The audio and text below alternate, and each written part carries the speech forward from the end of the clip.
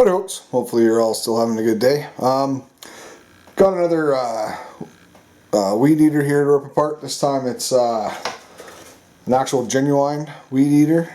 A little bit different than a Black & Decker one I took apart previously. I'll link that video in the bottom here. This one actually is already starting off better. Let me flip this camera around and I'll show you what I mean. Alright, so like the Black & Decker, screw on handle, another grip, another casing here for to house the motor.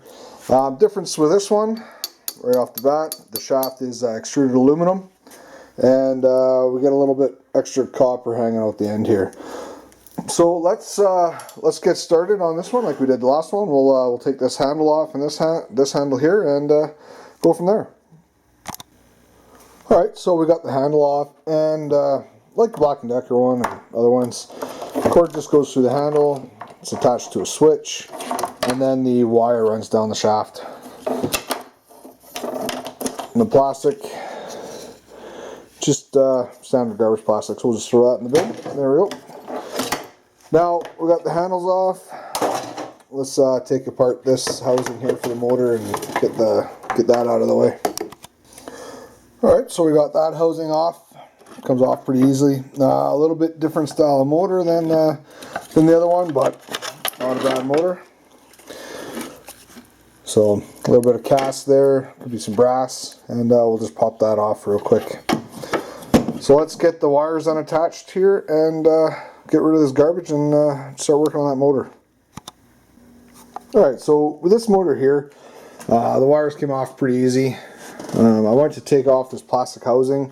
It wasn't coming off. It had a little plastic knob in here, so I smashed with a hammer. Turns out there's a brass fitting on it. So we'll just smash the rest of the plastic off that, or I guess we don't even need to, it just pulls right out. So there we got some good brass.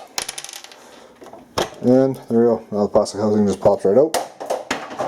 And now we can work on getting the cast out of that and go from there. So let me finish ripping that apart and I'll show you real quick.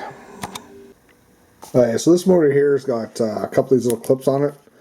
We don't need those on there, so these ones are just metal.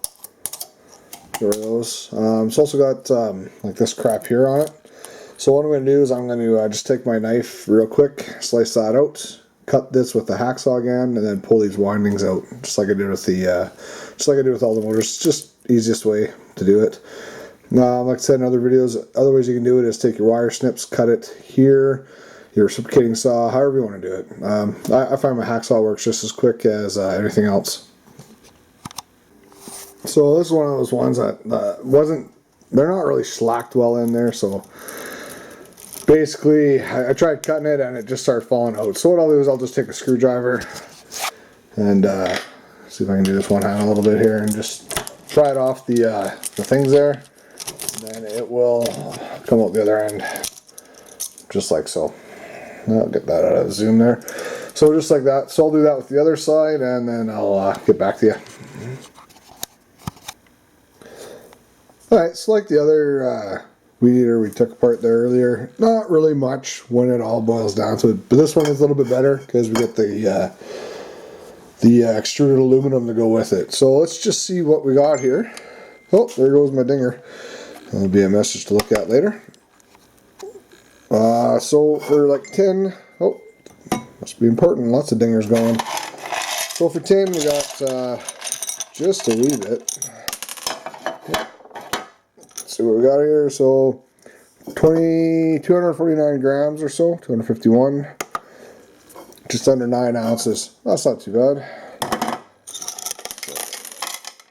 Clean that up. Insulated wire. Not too much at all. 1.4 ounces, 41 grams. The extruded aluminum, 103 grams, or just 3.6 ounces. We did get a little bit of copper bearing motor, so 5.5 ounces, or 157 grams.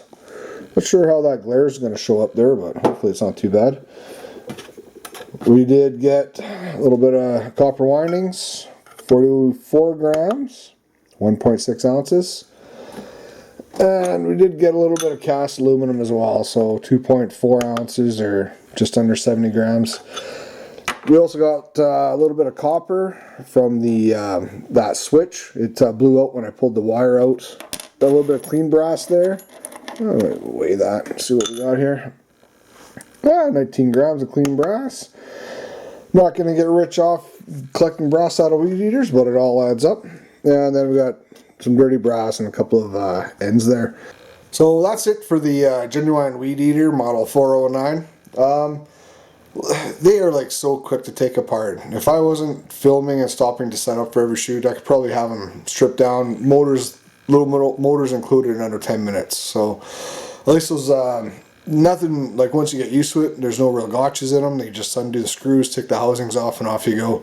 They're fun. They come apart easy. I could have saved a bit of time by just selling that motor as is, but you get a bit more if you do it the other way. So anyway, thanks for watching. I hope you found it interesting and you might have learned something. So please like, comment, and subscribe, and have a great day. Ciao.